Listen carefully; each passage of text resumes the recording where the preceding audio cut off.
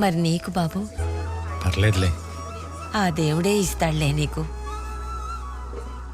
ఏమిస్తాడో ఏంటో. ఒకసారి అడిగి చూడరా, ఆ దేవుడే నీ దగ్గరకు వస్తాడేమో. ఏంటో వచ్చేది నా దగ్గరికి. నేను అడిగింది తెచ్చావట్రా? రేయ్, కొబ్బరికాయలు తక్కువ తెచ్చావేంట్రా సొంట? అదే మామయ్య, ఎప్పుడు 100 రూపాయలకి 6 ఇచ్చేవాడు. ఇప్పుడు రేటు పెంచి 5 ఇచ్చాడు. మరి గట్టిగా అడకపోయావా? అడిగేలోపే కోపంగా చూశాడు. కొబ్బరికాయ కన్నా తలకాయ ముఖ్యం కదా అని మూసుకుని మడిపంచెత్తి పరిగెత్తుకుంటూ వచ్చేసాను.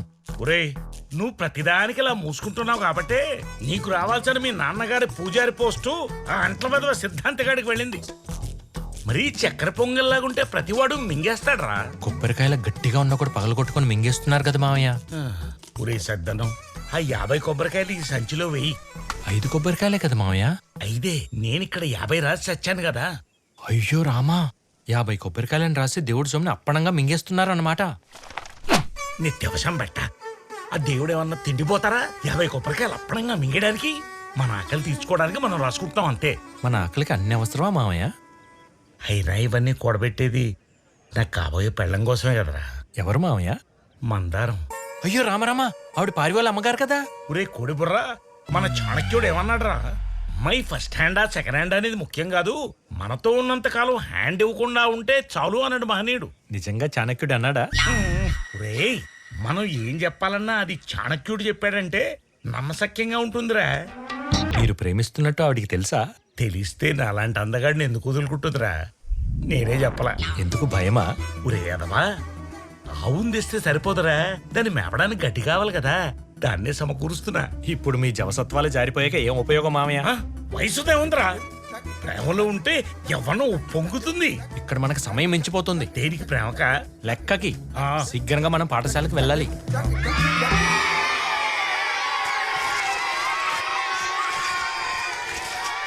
Rama, childrens silence. పిల్లలు ఇంతలా అరుస్తున్నారే, నీకు చిరాకు రావట్లేదా? అల్లరాపమని చెప్పొచ్చు కదా.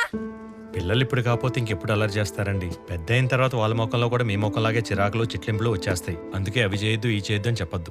అస్సలు మందలించకపోతే గాడిదల్లా తయారవుతారు. వీళ్ళు గాడిదలు కాదండి, దేవుళ్ళు. అందుకే పెద్దలు పిల్లల్లో దేవుడు ఉంటాడు అంటారు. సార్, ఈ దేవుడు నన్ను గిల్లుతుంది సార్. నువ్వు దేవుడివే కదా, నువ్వు గిల్లే. దేవుడు గిల్లుకుంటే మధ్యలో నేనేం చేయనమ్మా?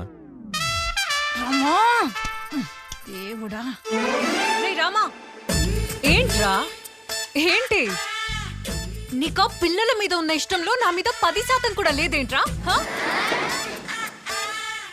నీకు ఎన్నోసార్లు నేను ఐ లవ్ యూ చెప్పాను, నాకు ఒక్కసారైనా ఐ లవ్ యూ చెప్పావా?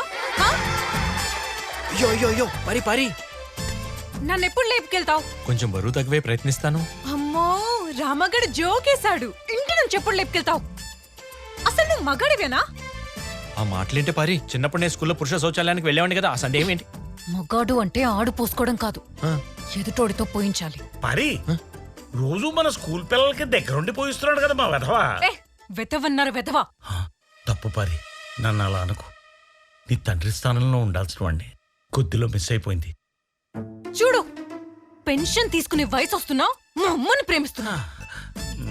మరి నువ్వెందుకు ప్రేమించావు? నేను మీ అమ్మని ఎలా ప్రేమిస్తాను? వీడి జోకులు తట్టుకోలేకపోతున్నాను రా బాబు. నిన్ను ప్రేమించినందుకు ఏదో ఒక రోజు నేను లేపుకెళ్ళిపోతా. అయ్యో తప్పు పారి, మన పెద్ద పూజారి గారు అబ్బాయి భట్టాచారితో నేను నిశ్చితార్థం అయింది కదా. అది మా నాన్న ఊరేసుకుని చస్తా అంటే తలోంచి రింగులో వేలు పెట్టా. నా మీద నీకు మాత్రమే అధికారం ఉంది. ఈ అప్రచుడికి పడి అంగవస్త్రం మీద అధికారం ఉండదు.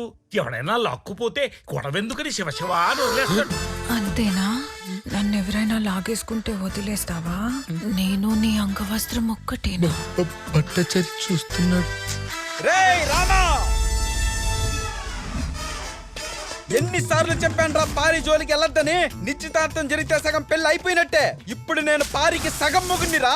వీళ్ళ అమ్మకి పూర్తిగా పెళ్ళైతేనే నేను మొగుళ్ళ ఫీల్ అవుతున్నాను రా. సారంగి, రామా, రే సారంగి, చూడ్రా, గంగిరెద్దులా ఉన్నాడు. ఈ ఉడతలకి బుడతలకి భయపడతాడు. ఏంట్రా ఇది? ఉడతా రాయ్. ఒసే పారి, ఎంత పిరికొన్ని ఎలా ప్రేమించావే? అవ్వా, ఎలా ప్రేమించానో నీ ముందు చేసి చూపించాను అనుకో, కుళ్ళు కుంచేస్తావు. అంత దూరం వెళ్ళిపోయావు పారి? లేదు, అంత దగ్గరికెళ్ళాను. పారి, ఎంతకు తెగించావే? రాయే. ఒరే రామా, నీ సంగతి తెలుస్తా. రాయే పారి. రామా, నాకెవ్వరితో పెళ్ళైనా సరే నేను నీ దగ్గరికి వచ్చేస్తా. I love you. దీనమ్మకి దీని పోలికలు రాలేదేంట్రా? ఒరే రామా, పిల్లలకి మరీ అంత చనువు ఇవ్వకూడదురా. ఎంతైనా మనం మొన్నే అక్కడ చేసి వచ్చాను రా. అక్కడే వేశాను. రేపు నాకు కూడా అక్కడే కలిసి నమస్కారం సార్. నమస్తే నమస్తే